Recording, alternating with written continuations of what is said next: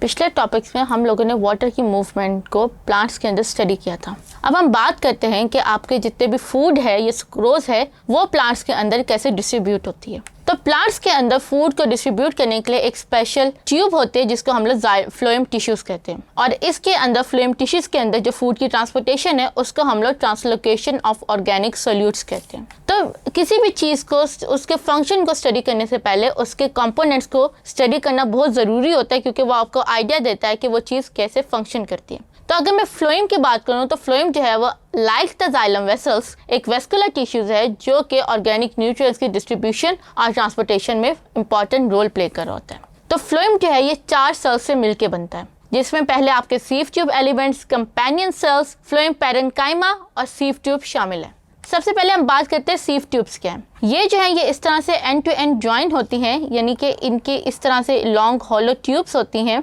जो कि as a vessel design होती है, और इनके अंदर से जो फूड होती है वो मूव करते हैं from one end to another. और इनके जो एंड्स होते हैं उनके ऊपर जो होते हैं वो गोल सुराख होते हैं जिनको हम लोग सीव प्लेट कहते हैं। So that's why because of the presence of sieve हम इनको सीव ट्यूब्स कहते हैं। अब ये जो सीव ट्यूब्स होती हैं ये डेड होती हैं, सो दैट्स वाई इनके फंक्शन को कंट्रोल करने के लिए we have another type of cells जिनको हम लोग कंपेनियन सेल्स कहते हैं। कंपेनियन सेल्स लाइव सेल्स होते हैं, यानी कि जिंदा सेल्स होते हैं, और ये जो होता है ये इनका न्यूक्लियस जो होता है वो सीव ट्यूब एलिमेंट्स को, यानी कि सीव ट्यूब की फंक्शनिंग को जो होता है वो कंट्रोल कर रहा होता है। फिर उसके बाद फ्लोएम को जो होता है कुछ स्टोरेज के लिए भी कंपार्टमेंट्स चाहिए होते हैं जो कि फ्लोएम सेल्स जो होता है वो प्रोवाइड कर होते हैं। फ्लोएम सेल्स जो हैं वो आपके जितने भी कंपेनियन सेल्स और जो सीव ट्यूब्स होता है उनके अंदर से जितना भी एक्स्ट्रा मटेरियल होता है ये जो होता है ये फ्लोएम पैरेन्काइमा अपने अंदर स्टोर कर रहा होता है। फिर उसके बाद इन सारे टिश्यूज़ को, इन सारे सेल्स को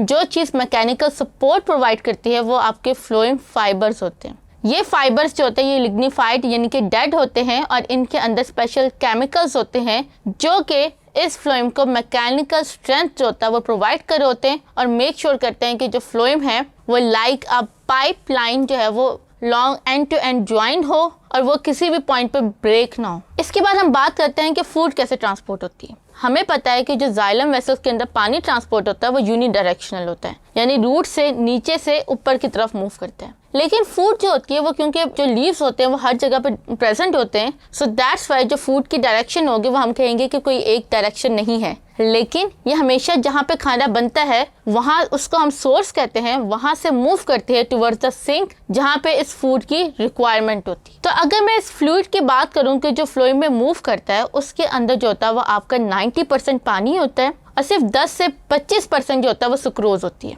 अब ये जो सुक्रोज होती है ये कैसे ट्रांसपोर्ट होती है, इसके लिए आपके पास 2 डिफरेंट मैकेनिज्म है। पहले को तो हम डिफ्यूजन कहते हैं और दूसरा एक स्पेसिफिक थ्योरी के थ्रू एक्सप्लेन है, और इस थ्योरी को हम लोग प्रेशर फ्लो थ्योरी कहते हैं। Diffusion we all know, diffusion का मतलब ये होता है high concentration towards the low concentration. तो जो शुगर होती है वो जहाँ पे प्रोड्यूस होती है वहाँ पे इसकी कंसंट्रेशन हाई होती है, सो दैट्स वाई वो मूव करती है टुवर्ड्स द फ्लोएम क्योंकि वहाँ पे इसकी कंसंट्रेशन लो होती है। अब जो रेट ऑफ डिफ्यूजन होता है ये इतना कम होता है कि ये आपको सिर्फ 1 मीटर 1 साल के अंदर जो होता है वो ट्रैवल करता है। अब ये जो है ये बहुत ज़्यादा कम है फूड की ट्रांसपोर्टेशन के लिए, सो दैट्स वाई प्लांट्स ने एक और मैकेनिज्म जो है वो डेवलप किया जिसको हम लोग जो है वो ट्रांसलोकेशन ऑफ ऑर्गेनिक सोल्यूट्स भी कहते हैं। इस मैकेनिज्म के अकॉर्डिंग सबसे पहले जो शुगर होते हैं वो आपके लीफ के अंदर प्रोड्यूस होते हैं जिसको हम लोग सोर्स सेल भी कहते हैं, और फिर वहाँ से वो लोड होती है कंपेनियन सेल्स में और कंपेनियन सेल्स से आ जाती है फ्लोएम के अंदर। अब ये जो फ्लोएम के अंदर जब ये आ जाती है तो फ्लोएम के अंदर सोल्यूट्स की कंसंट्रेशन हाई होने की वजह से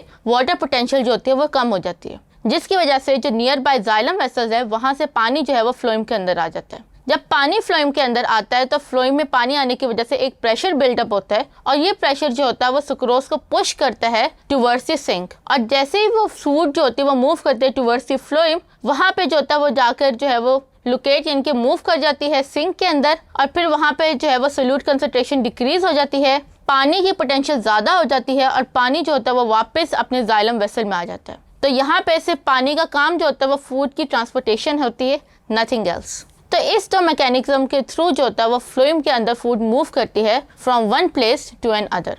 थैंक यू।